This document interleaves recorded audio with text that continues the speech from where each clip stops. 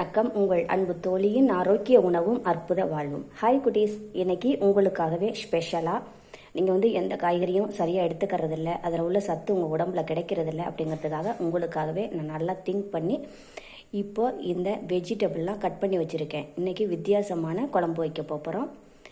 இந்த எல்லா வெஜிடபிளும் சேர்ந்த வெஜிடபிள் உருண்டை குழம்பு தான் இன்றைக்கி வைக்க போகிறோம். வாங்க அதை எப்படி வைக்கிறதுன்னு பார்ப்போம். இதில் 150 கிராம் கடலைப்பருப்பு ஊற வச்சு எடுத்து வச்சுருக்கேன். இது கூட ஒரு 7 பல்லு பூண்டு பல்லு போட்டிருக்கேன். இதை கொரகொரப்பாக அரைச்சி எடுத்துக்கலாம். பாருங்கள், நல்லா கொரகொரப்பாக நல்லா அழகாக அரைச்சி எடுத்தாச்சு.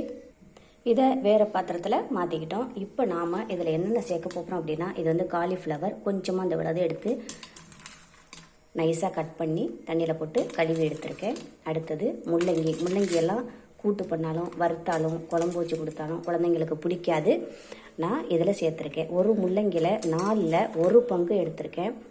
கேரட்டு ஒரு கேரட்டில் 4ல் 1 பங்கு எடுத்திருக்கேன்.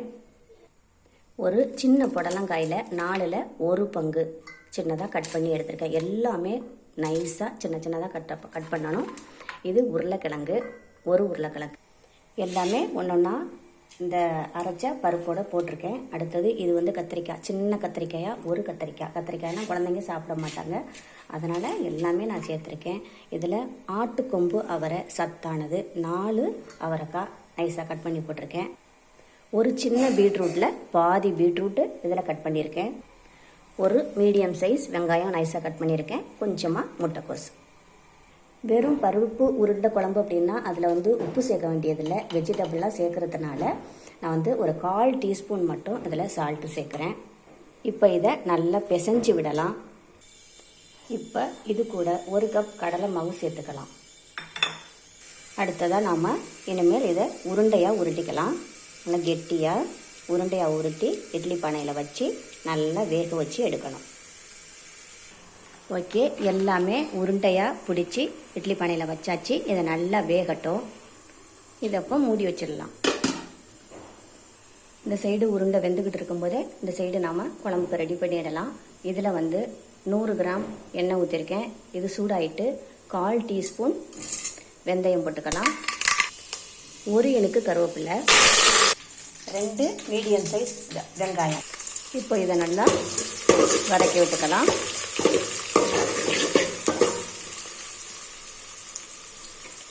இது வரைக்கும் நாம் சேர்த்த காய்கறிகள் நிறையா காய்கறிகள் சேர்த்துருக்கோம். இது ஒவ்வொன்றிலையும் எவ்வளவு வைட்டமின்கள் எவ்வளவு சத்துக்கள் இருக்குன்னு நம்ம முதல்ல பார்க்கலாம். எல்லா காய்கறிகள்லையுமே மொத்தமாக பொதுவாக எடுத்துக்கிட்டோம் அப்படின்னா vitamin A, vitamin B, vitamin B6, B12, அடுத்தது vitamin C, vitamin K, calcium, potassium, இரும்புச்சத்து, மாவுச்சத்து, நார்ச்சத்து, புரதச்சத்து, அனைத்து சத்துக்களும் நிறையான சத்துக்கள் அவ்வளவு காய்கறிகள்லையும் நிறையா இருக்குது.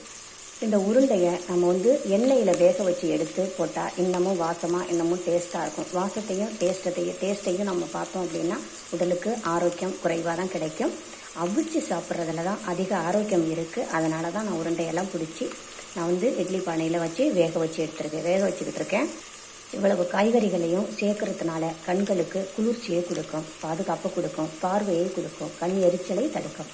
அடுத்தது ஹீமோகுளோபின் நிறையா பெருக்கும், இரத்த சோகையை நீக்கும், லோ ப்ரெஷரை சரி பண்ணி இரத்த ஓட்டத்தை சீராக கொடுக்கும், நோய் எதிர்ப்பு சக்தியை நிறையா கொடுக்கும், எலும்புக்கு அதிக வலுவை கொடுக்கும், உடலுக்கு அதிக சத்தை கொடுக்கும், ஸ்கின்னெல்லாம் நல்லா சைனிங்காக பளபளப்பாக வச்சுருக்கும். வெங்காயம் வதங்கிடுச்சு. ஒரு முழு பூண்டு இதில் போட்டு தான் இதை வதக்கலாம். ரத்தத்தில் வெள்ளை அணுக்கள், சிகப்பணுக்கள் எல்லாமே சரியான அளவில் நமக்கு கிடைக்கும். வயிற்றில், கர்ப்பப்பையில், சிறுநீரக பையில் இதில் எல்லாம் நிறையா இப்போல்லாம் அடிக்கடி ஸ்டோன்கள் உருவாகுது. அந்த ஸ்டோனை எல்லாம் இது கம்ப்ளீட்டாக வெளியேற்றிடும். வேக்காலத்தை சரி பண்ணும். வயிற்றுப்புண், வாய்ப்புண் அனைத்தையும் நீக்கும். பூண்டும் வதங்கிடுச்சு. அதுக்கடுத்தது இதில் தக்காளி சேர்க்கலாம். ஒரே ஒரு பெரிய தக்காளி தான் இது. இதை கட் பண்ணி வச்சுருக்கேன். இது கூட சேர்த்து நல்லா வதக்கிடலாம். பற்களுக்கும் நல்ல அழுத்தத்தை கொடுக்கும், நல்ல வலுவை கொடுக்கும், நல்ல பாதுகாப்பை கொடுக்கும். சுகர், ப்ரெஷர் இதை எல்லாமே கண்ட்ரோலுக்கு கொண்டு வரும். நுரையீரல், இதயம் அனைத்துக்கும் அதிக பாதுகாப்பு கொடுக்கும். மூளை வளர்ச்சியவும் தூண்டும், ஞாபக சக்தியை கூட நிறைய கொடுக்கும். நல்லா வதங்கிடுச்சு. இப்போ குழம்புக்கு தேவையான மசாலா சேர்த்துக்கலாம். மிளகாத்தூள் 2 ஸ்பூன் போட்டுக்கலாம். அடுத்ததாக மல்லித்தூள் 1 2 3 4 2க்கு 4 ஸ்பூன் போட்டிருக்கேன். சிம்மிலேயே வச்சு நல்லா வதக்கி விட்டுக்கலாம். நல்லா வதக்கியாச்சு. இதில் ஒரு பெரிய நெல்லிக்காய் அளவு புளி கரைச்சி வச்சுருக்கேன். புளியை கரைச்சி இதில் ஊற்றியாச்சு. இதை நல்லா மிக்ஸ் பண்ணி விட்டுடலாம். 1 ஸ்பூன் கல் உப்பு, 1/2 லிட்டர் தண்ணி. கொஞ்சம் தண்ணியாக இருந்தால் தான் உருண்டை போட்டாப்புல அது நல்லா கொதித்து உருண்டைகளெல்லாம் சாந்து அந்த குழம்பு கரெக்டாக வர்றதுக்கு நல்லாயிருக்கும். குழம்பு நல்லா கொதித்த பிறகு தான் உருண்டையை போடலாம். மூடி வச்சு எடுப்போம். இப்போ உருண்டை வெந்துருச்சான்னு பார்க்கலாம்.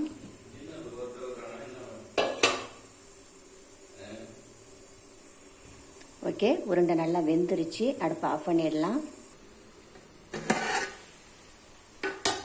குழம்பு நல்லா கொதிச்சிருச்சு. இப்போ இதில் உருண்டையெல்லாம் போடலாம். ஓகே, எல்லா உருண்டையும் போட்டாச்சு. குழம்பு இன்னமும் நல்லா கொதிக்கட்டும். அப்போ தான் அது நல்லா அதில் உள்ள மசாலா உப்பு எல்லாத்தையும் அப்சர்வ் பண்ணி இழுத்துக்கும். நல்லா வாசமாக டேஸ்ட்டாக இருக்கும். ஓகே, இப்போ நம்ம திறந்து பார்க்கலாம். நல்லா கொதிக்குது. மனமே செம்மையாக இருக்குது. இப்படி தான் கொஞ்சம் தண்ணியாக இருக்கணும். டேஸ்ட் பார்க்கலாம்.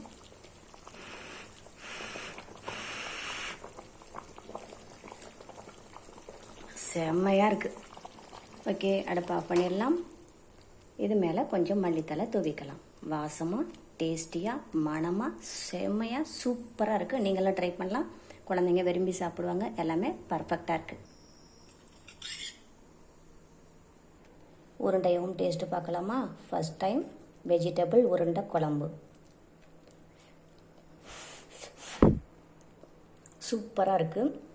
இதில் உப்பு மட்டும் இன்னும் கொஞ்சம் லைட்டாக அது இழுக்கணும்.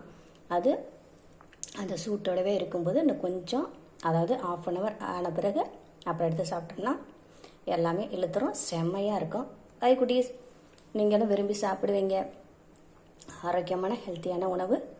இந்த உணவு உங்களுக்கு பிடித்திருந்தால் லைக் பண்ணுங்கள், ஷேர் பண்ணுங்கள், சப்ஸ்கிரைப் பண்ணுங்கள். மறக்காமல் பக்கத்தில் உள்ள பெல் ஐக்கானை கிளிக் பண்ணுங்கள். நான் இப்போ தோசைக்கு இதை சாப்பிட போகிறேன்.